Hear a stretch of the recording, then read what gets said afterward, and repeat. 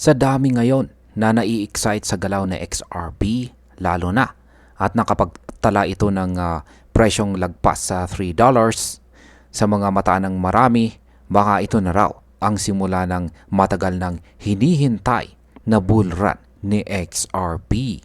Pero habang karamihan ay abala sa pagtanong kung hanggang saan ang kaya nitong abutin pataas, may mga eksperto na mas pinipiling itanong ang mas mahirap na tanong. At ito po ay gaano kababa ang pwedeng ibagsak na XRP sa susunod na bear market? Isa pong kilalang chartist na si Egrag ang naglabas ng kanyang dalawang posibleng senaryo para kay XRP. At sa video na ito ay pag-uusapan po natin ang mga senaryong ito para mas maintindihan po natin ang pwedeng kahinatnan ni XRP sa mga susunod na taon. Pero bago po tayo magpatuloy, ay pakibasa na lamang po muna ang disclaimer dito po sa ibaba ng ating screen. Yan, unahin po natin sa unang crash scenario ng XRP ayon po kay Ginoong Egrag. Sa unang scenario ni Ginoong Egrag ay inilahad niya na pwedeng umakyat sa XRP ng hanggang $27 na presyo. Oo, tama po ang narinig ninyo mga ka-crypto. $27 kaya mataas na rin po yan na presyo. Kung meron ka pong hawak na 5,000 na XRP na nabili mo sa presyo ngayong $3, pwedeng tumaas ang portfolio mo ng hanggang $135,000. Pero ayon din sa kanyang analysis ay pwedeng bumagsak ang parehong halaga sa $4,000 lamang kapag nagsimula ang bear market. Ibig sabihin ay mula po sa $27 ay posibleng bumaba ito sa presyong 0.8. Yan, 0.8 or 80 cents ang maaari po niyang ibagsak. Sa madaling salita ay may posibilidad na kung gaano po kataas ang inakyat ni XRP ay siya ring ibabagsak nito sa panahon ng correction. Sabi nga ni Ginoong Egrag, can you handle that? Isang tanong na hindi lang technical kundi emotional para sa mga long-term holders. Yan, dito na naman po tayo sa pangalawang senaryo. Ang mas konserbatibong senaryo para kay XRP. Ayan, tinawag ito ni Ginoong Egrag na Cycle 2 scenario. Sa panibagong analysis na ito ay sinasabi niyang pwedeng umakyat sa XRP ng hanggang $9 na presyo. At kung susundan po ang dati nitong cycle kung saan bumaba ito ng halos 85% noong 2021 hanggang 2022, pwede po itong bumaba mula $9 papuntang $1.30. Dito naman po pumapasok ang konsepto ng tinatawag na buyback zone. Ibig sabihin ay kung bumaba nga sa XRP sa presyo na $1.30 ay maraming investors ang maaaring maghintay sa presyong ito para muling pumasok or bumili ulit. Kaya para po sa mga strategic investors, ang buyback zone ay mahalaga dahil ito ang pwedeng maging susi para makapasok ulit sa market sa mas mababang presyo. Ngayon ay posible ba talagang bumagsak pa sa XRP sa ilalim ng presyong 0.30? Ayan, ang baba na po niyan. Mababa na presyo na po ito, 0.30 or 30 cents. Kasi marami ang nagsasabi na tapos na ang mga panahong mabibili si XRP sa centavos lamang. Pero ayon po kay Ginoong Egrag ay hindi ito imposibleng mangyari. In fact, ang presyo po sa ilalim ng 30 cents or 0.30 ay tinatawag pa rin niyang dream scenario. Sa mga nakalipas na bear market ay nakita natin kung paano po bumabalik sa XRP sa kanyang base level matapos ang matitinding rallies. Kung magpapatuloy po ang historical pattern na ito, ay posible talagang makita muli si XRP sa presyo na halos wala pang kalahating dolyar.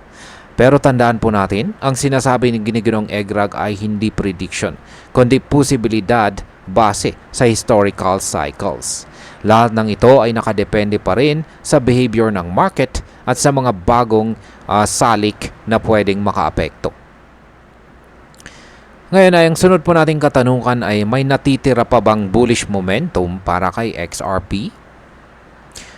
Sa kabila ng mga bearish na scenarios ay hindi pa rin po nawawala ang pag-asa po ni Ginong Egrag na darating ang isang final bullish surge. Sa kasalukuyang consolidation po ni XRP sa presyong higit $3, nakikita niya ang sinyalis ng paghahanda para sa isang biglaang pagtaas o vertical move. Ayon po kay Egrag ay ito raw ang typical na kilos ng market bago ang isang matinding breakout.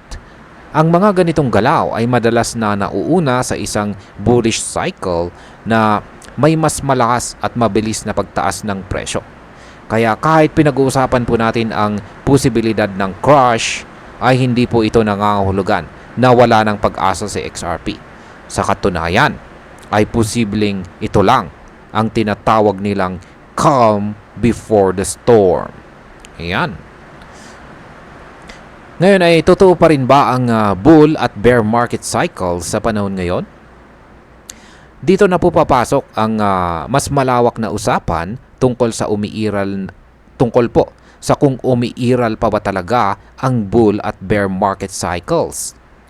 May ilang eksperto tulad po ni Ginoong Michael Saylor ng MicroStrategy, si Ginoong Matt Hugan ng Bitwise at si Kiyang Ju ng CryptoQuant ang nagsasabi na tapos na raw ang panahon ng crypto winter. Ayon sa kanila, ay dahil sa napakalaking institutional interest ay tuloy-tuloy po na pagbili mula sa malalaking kumpanya ay hindi na raw uulitin ang dating malulupit na bear markets. Pero ayon po kay Ginong Egrag, hindi raw pwedeng baliwalain ang nature ng cycles. Lahat ng bagay daw sa kalikasan, pati sa universe, ay umiikot sa cycles. Ibig niyang sabihin ay lahat ng umaakyat ay bababa rin at ang bumababa ay muli ring aangat. Kaya kahit gaano pa tayo ka-bullish sa market, ay dapat handa rin tayo sa pagdating ng pagbaba. At ayan, para po sa atin bilang mga Pinoy crypto enthusiasts, ang mga senaryong ito ay nagsisilbing mahalagang paalala. Hindi po sapat na mag-invest lang dahil tumataas ang presyo.